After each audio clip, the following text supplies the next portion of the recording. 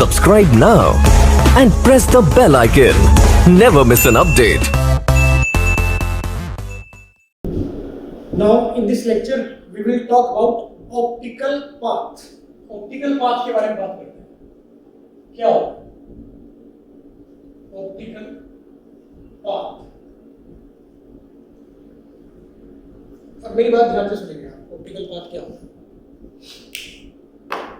मेरे को ये चेक करना है कि एक रे अगर एयर में एक डिस्टेंस चलती है L और उतने ही चौड़ाई के एक ग्लास स्लैब में रे चलती है, सेम चौड़ाई, ये विड्थ सेम है L, लेकिन इसका रिफ्रैक्टिव इंडेक्स न्यू है, ये ग्लास है, ये एयर है, यहां सेम लेंथ चलती है एक लाइट रे. तो एक्चुअल में लाइट रे ने, अगर मैं इन दोनों को कंपैरिजन करता हूं, ये डेंसर मीडियम, ये मीडिया डेंसर मीडियम, तो लाइट रे जब इस मीडियम में चली होगी तो उसको हिंड्रेंस फील हुआ होगा, समझे ना, एयर के एस्पेक्ट में यहां हिंड्रेंस फील हुआ होगा. तो एक्चुअल में यहां लाइट रे ने अगर एयर के कंपैरिजन में देखा जाए तो ज्यादा लेंथ चली. रियलिटी में मुझे क्या दिख रहा है, मतलब अपैरेंटली, नॉट रियलिटी, अपैरेंटली अगर आभासी तौर पर मैं देखता हूं तो मुझे क्या दिख रहा है कि लाइट में एल लेंथ चली है, लेकिन ये डेंसर मीडिया, ये मीडिया डेंसर मीडिया, एक्चुअली इसने ज्यादा लेंथ चली है. ये बिल्कुल उसी टाइप की कहानी है, उसी टाइप की बात है. जैसे मान लेते हैं आपकी क्लास से दो स्टूडेंट उठाता हूं और उनको मैं दौड़ाने लगता हूं, दौड़ाता हूं उनको. एक को मैं सिंपल एयर में दौड़ाता हूं, क्लियर, और एक को मैं सेम लेंथ एल लेंथ में एयर में दौड़ाता हूं, और उतनी एल लेंथ एक को मैं पूल में दौड़ाता हूं, पानी भर देता हूं स्विमिंग पूल में, सेम लेंथ का चौड़ाई है उसकी, समझे, पूल की. एक बंदे को मैं पूल में दौड़ाता हूं, दोनों को मैंने एल लेंथ दौड़ाया, क्लियर, दोनों ने सेम टाइम में एल लेंथ चला, दोनों ने सेम टाइम में एल लेंथ चला. ए को मैंने एयर में और बी को मैंने पूल में, पानी में दौड़ाया एल लेंथ. दोनों ने सेम टाइम इंटरवल में लेंथ एल को कवर किया. तो क्या ये बोलना सही होगा कि दोनों ने सेम कैपेसिटी यूज की दौड़ने में, समझे, दोनों इक्वल इंटेंसिटी से दौड़े, क्या ये बोलना सही होगा? अपैरेंटली, मतलब अगर आप डायरेक्टली देखोगे, डायरेक्टली देखने से आप क्या बोल रहे हो कि लेंथ तो सेम चली है, लेकिन पानी में जो चल रहा है उस बंदे ने ज्यादा एनर्जी का यूज किया, उसने ज्यादा एफर्ट लगाया, समझे. तो प्राइस किसको मिलना चाहिए? अगर पानी में दौड़ने वाला बंदा एल लेंथ सेम समय में चल रहा है, इसका मतलब दौड़ने की कैपेसिटी पानी वाले की ज्यादा है, तो वो विनर होना चाहिए. समझ में आई बात? अब यही चीज मैं बोल रहा हूं, मुझे ये बोलना चाहिए कि अगर इन दोनों बंदों को, ए बी को मैं एयर में दौड़ाता हूं, ए और बी दोनों को मैं अगर एयर में दौड़ाता हूं तो डेफिनेटली बी ए से ज्यादा चलेगा एक फिक्स टाइम इंटरवल में, समझे ना. 1 मिनट में दोनों को दौड़ाऊं तो डेफिनेटली जो बी है, जो पानी में दौड़ा, वो ज्यादा डिस्टेंस कवर करेगा ए के रेस्पेक्ट में अगर दोनों को एयर में दौड़ाया जाए. ये बात बड़ी आसान है, अच्छे से आपको समझ में आ चुकी होगी. यही कहानी में यहां बोल रहा हूं. ये रे भले इस ग्लास में चली है, इस ग्लास के अंदर ट्रैवल करती है, जब मैं इन दोनों रे का पाथ निकालूंगा कि इन दोनों ने कितना पाथ ट्रैवल किया, तो डेफिनेटली मुझे इस रे के पाथ को बड़ा मानना चाहिए, क्योंकि ये लेंथ किसमें, ग्लास में, और ये डेंसर मीडियम, तो इस रे ने एक्चुअल में ज्यादा चला है, इसने एफर्ट ज्यादा लगाया. तो अगर मैं एयर के कंपैरिजन में लेंथ निकालना चाहता हूं कि इस लेंथ ने कितना चला, तो इसकी लेंथ बड़ी आएगी. और वो कितनी बड़ी आएगी वो मैं आपको यहाँ बताने जा रहा हूँ. उसी को कहते हैं ऑप्टिकल पाथ. किसी ऑप्टिकल मीडिया में लाइट रे जो चलेगी, समझे ना, वो कितना चलेगी, उसी को ऑप्टिकल पाथ बोल रहे हैं. देखिए, मैं जानता हूं कि एयर में स्पीड लाइट की c होती है और यहां चेंज हो जाती है. मान लेते हैं यहां स्पीड v है, लाइट की स्पीड ऑफ लाइट और ये लेंथ एल दिया गया, तो टाइम निकाल देते हैं। Time taken by light ray to travel distance L in glass या कोई media, in media of refractive index mean. क्या आएगा टाइम रिफ्रैक्टिव इंडेक्स वाले मीडियम में, इसमें जो टाइम आएगा वो क्या आएगा L बाई वेलोसिटी। समझे ना, मीडियम में वेलोसिटी v। क्लियर? देखो अगर मैं इतने ही समय में इस लाइट रे को एयर में चलाता हूं तो कितनी डिस्टेंस से चलेगी। नाउ इफ दिस लाइट रे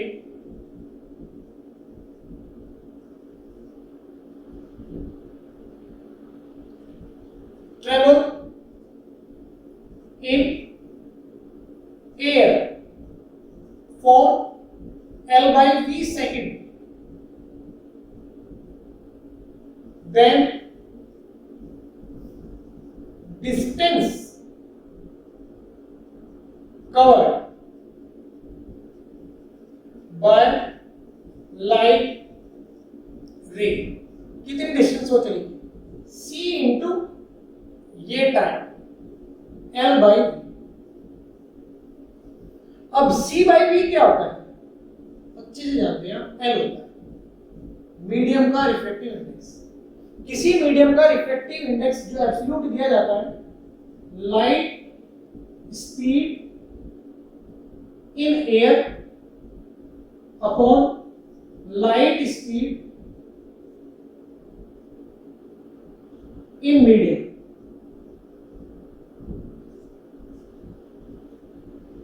ऐसे लिखा जाता है। क्लियर? तो वही लिखा हुआ है म्यू में। यही होता है ऑप्टिकल पाथ, इसको ही कहते हैं ऑप्टिकल पाथ। मतलब अगर एल लेंथ वो म्यू वाले मीडियम में चल रहा है तो एयर के कंपैरिजन में उसने म्यू इनटू एल लेंथ चली गई। दिखाई मेरे को देगा एल लेंथ, लेकिन इफेक्टिवली उसने लेंथ अगर एयर के कंपैरिजन में देखा जाए तो म्यू इनटू एल कवर किया है। इसी को कहते हैं ऑप्टिकल पाथ। इस पर बहुत अच्छे अच्छे क्वेश्चन आते हैं। देखिए कैसे इस कहानी को वो कैसे इनकॉर्पोरेट करता है YDAC पैटर्न में। देखिए इसको हटा रहा हूं मैं। एग्जाम्पल YDAC सेटअप ये होता है।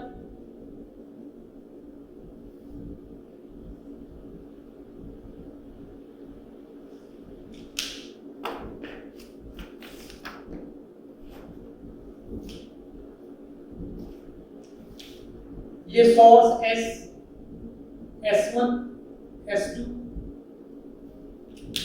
वो क्या करेगा, इस बार एक स्लिट के सामने ग्लास स्लैब रख देगा। ग्लास स्लैब, इसका रिफ्रैक्टिव इंडेक्स म्यू है। ग्लास स्लैब, इसकी थिकनेस वो आपको T देगा। इसकी थिकनेस T। यहां से लाइट रे ऐसे आएगी, ऊपर वाली लाइट रे T थिकनेस वाली स्लैब से होते हुए गुजरेगी और ये एक पॉइंट P है जहां मुझे चेक करना है कि मैक्सिमा है या मिनिमा है, पाथ डिफरेंस निकालना है। तो पॉइंट P पर पाथ डिफरेंस क्या आएगा, जो रे उसके पास आएगी, ये मैं आपको सिखाता हूं कैलकुलेट करना। देखिए ध्यान से, पॉइंट P पर पाथ डिफरेंस S1, ये YDAC पैटर्न है, ये दोनों बराबर है तो ये तो कट ही जाएगा SS1 माइनस SS2। तो मुझे यहां से चेक करना चाहिए, यहां से, क्योंकि ये तो कैंसिल आउट हो जाएगा क्योंकि ये दोनों लेंथ बराबर है। ऊपर वाली लेंथ नीचे वाली लेंथ में से करते हैं, पाथ डिफरेंस डिफरेंस कैलकुलेट करने के लिए घटाऊंगा तो ये तो कट ही जाएगा, मुझे तो यहां से मेजरमेंट करना चाहिए, समझे ना? यहां से क्लियर, ये S1 पॉइंट है, ये S2 पॉइंट है, मैं लिखूंगा कि S1P माइनस T तो एयर में चला गया और T किसमें चला गया है? ग्लास में।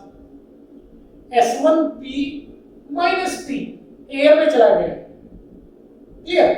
S1P माइनस T ये चला गया है एयर में, S2P भी एयर में चला गया, एक रे ऊपर है एक रे नीचे है, नीचे वाली लेंथ बड़ी नजर आ रही है मेरे को, तो मैं लिखूंगा S2P ये लेंथ माइनस ये पाथ माइनस ये पाथ, तो S2P माइनस ऊपर वाला पाथ। अब ऊपर वाला पाथ कंप्लीटली एयर में नहीं चला गया, कुछ ग्लास में चला गया, तो जो एयर में चला गया है वो है S1P माइनस P,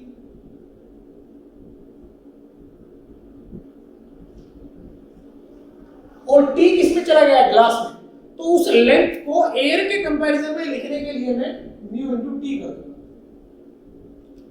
देखो T लेंथ चली थी ग्लास में, लेकिन मैंने म्यू T कर दिया, तो इसका मतलब एयर में कितनी चली उसने? अगर T ग्लास में चली है तो उसने म्यू T एयर में चली है, तो पहले एयर में कितनी चली थी?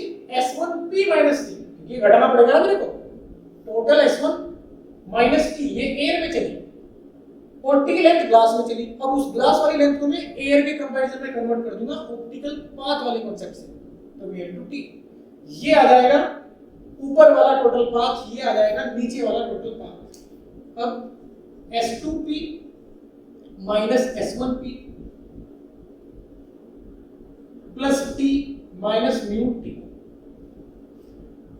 अब ध्यान से देखो S2P minus S1P, S2P minus S1P, ये तो पुरानी कहानी YDXT में जो आपको सिखा रखी है वो क्या है? dy by d। यहां आपको दिया जाएगा कि ये लेंथ d है, देखो ये चीज तो बार बार यूज होगी, S2P माइनस S1P ये तो बार बार यूज होगी, dy by d के बराबर। इन दोनों में बड़ी लेंथ ये है, छोटी लेंथ ये है, म्यू T बड़ा होता है T छोटा होता है, तो मैं माइनस लिखकर पॉजिटिव क्वांटिटी लिख देता हूं ऐसे।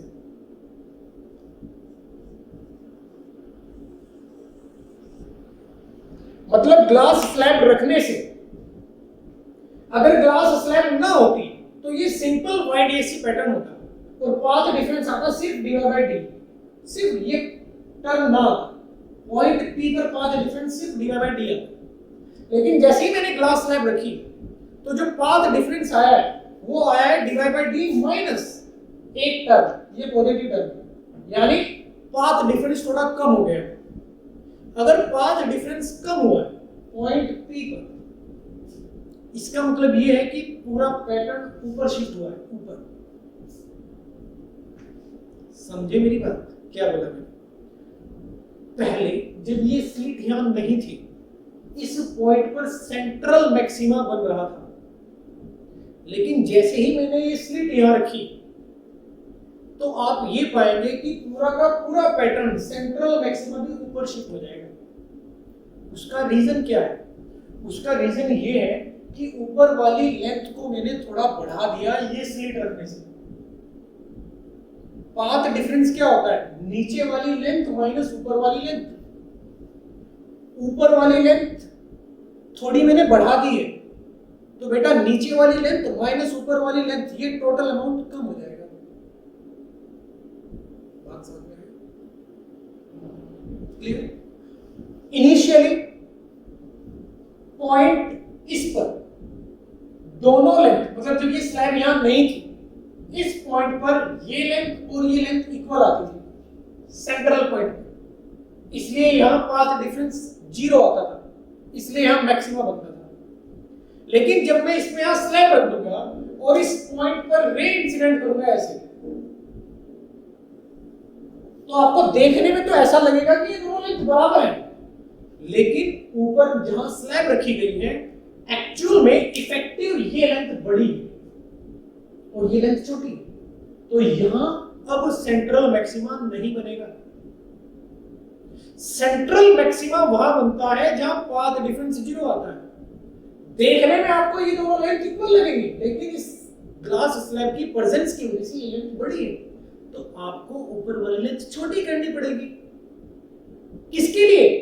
पाथ डिफरेंस जीरो गेन करने के लिए। तो इस पॉइंट से थोड़ा सा ऊपर जाना पड़ेगा, यहां मतलब एक पॉइंट ऊपर, यहां इस पॉइंट से थोड़ा ऊपर एक पॉइंट ऐसा आएगा कि ऊपर वाली लेंथ देखने में आपको छोटी लगेगी, फिर नीचे वाली बड़ी लगेगी, लेकिन इस स्लैब की प्रेजेंस की वजह से वो दोनों इफेक्टिवली इक्वल हो जाएंगे और इक्वल होते ही यहां पाथ डिफरेंस जीरो आएगा। और अब आप बोलोगे कि सेंट्रल मैक्सिमा यहां बनेगा। का मतलब ये है कि अगर आप स्लैब ऊपर रखते हो तो पूरा पैटर्न ऊपर शिफ्ट हो जाता है, और अगर ये स्लैब आप नीचे रखोगे तो पूरा पैटर्न नीचे शिफ्ट हो जाएगा। ऐसे क्वेश्चन आते हैं मेंस में और नीट में, मतलब आपको सोल्व नहीं कराएगा, बोलेगा कि स्लैब गिरती है, मैंने बताइए सेंट्रल मैक्सिमम ऊपर जाएगा मिनिमम नीचे जाएगा, सेंट्रल मैक्सिमम ऊपर जाएगा या नीचे जाएगा, तो आप लॉजिकली आंसर दे सकते हो। क्लियर? किसी भी रैंडम पॉइंट पर, जैसे पॉइंट P है, आपको अगर मैक्सिमम बताना है तो इस पाथ डिफरेंस को n लैम्डा के बराबर रखो, n की वैल्यू क्या रखो 0, तो सेंट्रल मैक्सिमम मिलेगा आपको। यहां रखो n लैम्डा, n बराबर 0 पुट करो तो डेफिनेटली y नॉन जीरो मिलेगा। चेक करके देखो, यहां रख देता हूं मैं n लैम्डा। अब for central maximum n zero होता है, तो n जीरो होते ही ये टर्म क्या आएगा, dy बाय d बराबर म्यू t माइनस t। ये टर्म इधर चला जाएगा, ये तो जीरो हो जाएगा, ये इधर जाएगा तो ये आएगा। अब यहां से आपको पता चल जाएगा सेंट्रल मैक्सिमा की लोकेशन, जो कि जीरो नहीं है। y डेसी पैटर्न में ये y जीरो आता था यानी यहां, लेकिन अब ये ऊपर आएगा, नो जीरो वैल्यू आएगी। देखो क्या आ रही है,